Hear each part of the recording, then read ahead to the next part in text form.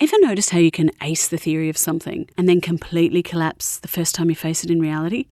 That was me. And embarrassingly, it took a critter from the Kalahari to show me what I was missing. Stick with me, because by the end of this, when it comes to learning things, you'll see why most of us get stuck in theory mode and what it actually takes to make learning stick under pressure. Years ago, I decided to become a wildlife rescuer. I was in the financial services sector at the time and it felt a little hollow. I wanted to feel like I was doing something more meaningful. So a friend and I signed up to the WIRES training course. For anyone outside of Australia, WIRES is a wildlife rescue organisation. We smashed through 2 days of training. Rescuing and handling techniques done. Injury assessments, species ID. I nailed the theory. Sitting at the back of the room like a tough kid, snapping my fingers, thinking, we're going to wear capes, we're going to save lives, we're going to feel amazing. Then came the afternoon of day 2. Real animals, injured, some alive, some frozen and dead. I lost my shit. I started crying. I couldn't remember any of the theory. In the end, I realised I can't do this. So I very meekly, lamely, offered to help with the admin instead. And when I had to choose a species to still be on call for, I picked wombats. I live in the inner city. I'm a good 100 kilometres away from the nearest wombat. I basically chose a role where I wouldn't ever have to actually face an injured animal. At the time, I thought that meant something was actually wrong with me. Turns out, meerkats have been holding the answer the whole time.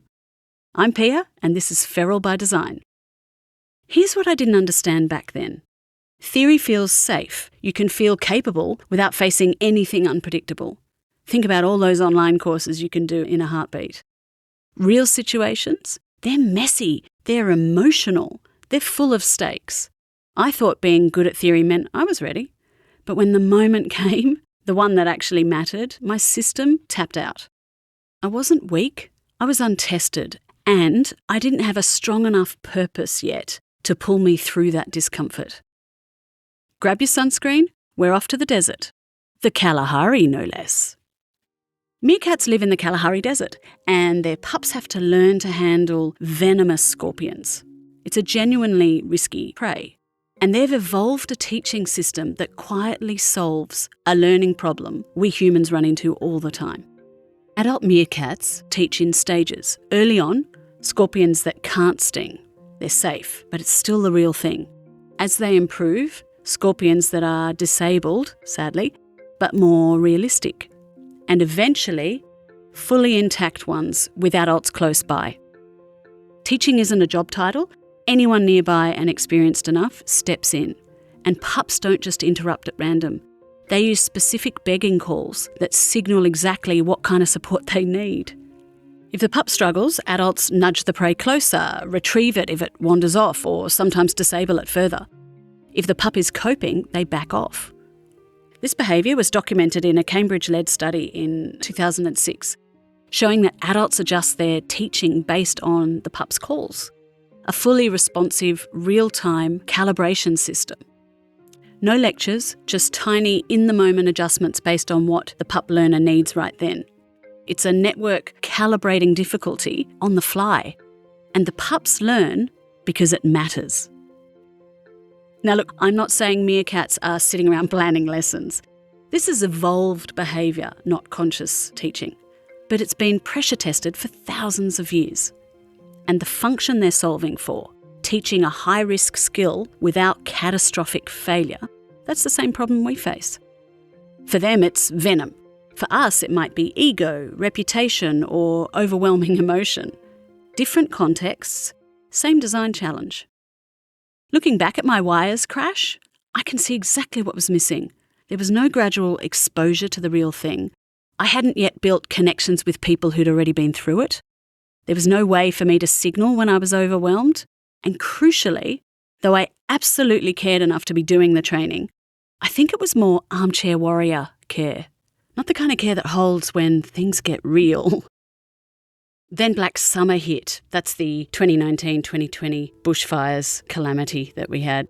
Sadly, bushfires tore through the Blue Mountains. The The animals that had somehow survived were starving. And suddenly, the purpose, for me, was undeniable. I started driving up there weekly, helping with food and water drops for surviving wildlife on the edges of the fireground. Real work, minimal risk, my first authentic step. And from there, it grew into helping with wombat mange treatment further down in the valley. Each step was a little more real, a little more challenging. It wasn't that I became braver. I finally cared enough to move through the discomfort. Looking at how these pups learn, there's a clear pattern, and it maps surprisingly well to what makes human learning actually stick. It's not the classroom version, it's the real-world version. So, if we borrow a little genius from the Kalahari, a few design principles fall out. Let me walk you through them. The first is start with the simplest version of the real thing, just dialed down, sting taken out, if you like. Then step it up as people build and are ready, not jump from zero to chaos. I call this one reality bites, tiny real-world bites of the thing that you're trying to learn. Those reality bites don't just teach the skill, they make you steadier when shit gets real. The second one, support doesn't need to sit with just one person. In Meerkat clans, anyone experienced steps in. It spreads the load, it stops learners getting stranded. In our world, that might look like leaning on cross-functional teammates or communities of practice or people who've done this before. Support works best when it's shared, not gated. For those that have listened to episode 4, the octopus method, you know how scary bottlenecks can get. The third one is to let readiness set the pace. Meerkat adults adjust difficulty in real time. Obviously, we've got deadlines and budgets and restrictions and requirements. But even inside those constraints, I reckon we can still ask, are we matching the challenge to actual readiness or just to the date in someone's calendar? Here's the final one, and this comes from the context they're working in, not the strategies themselves. Purpose matters. Without a real reason why, you'll bail when it gets uncomfortable. The pups persist because the outcome directly matters to their survival, right? For us, sure, it's different, but the principle still holds. Now you might think, but I'm not learning survival skills, the stakes aren't that high. I want to gently, ferally challenge that. Many of our learning contexts do carry high stakes. They're not just physical survival, sure. Professional survival, reputational stakes, psychological thriving.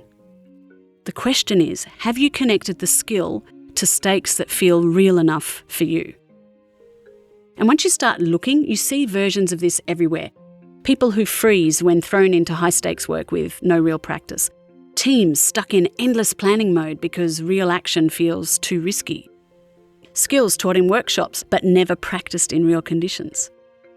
And it's not just work, and this will make some of you smile. It's that language app streak without a single real conversation. Duolingo, anyone? It's the side project you keep researching instead of just building it badly and getting it underway. Or it's the public speaking course you completed without ever saying the first shaky sentence out loud. I see you.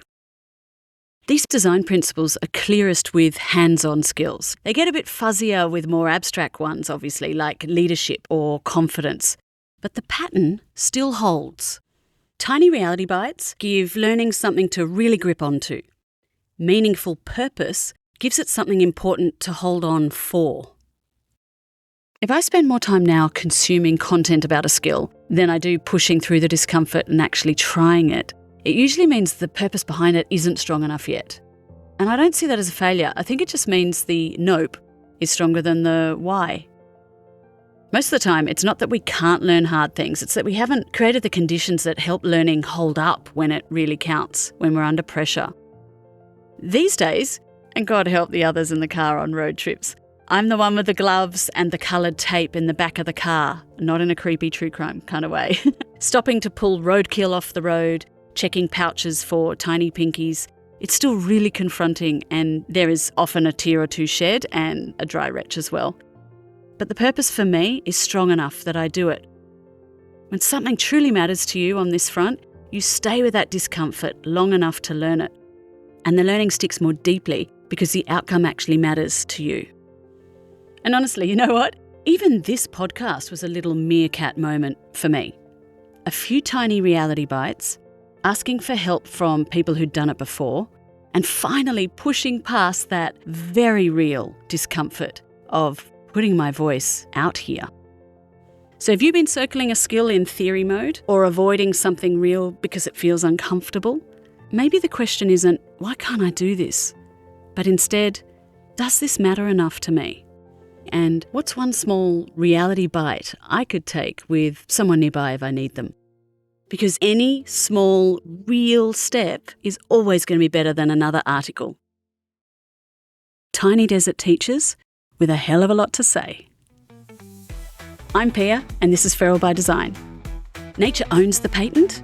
We get to learn it.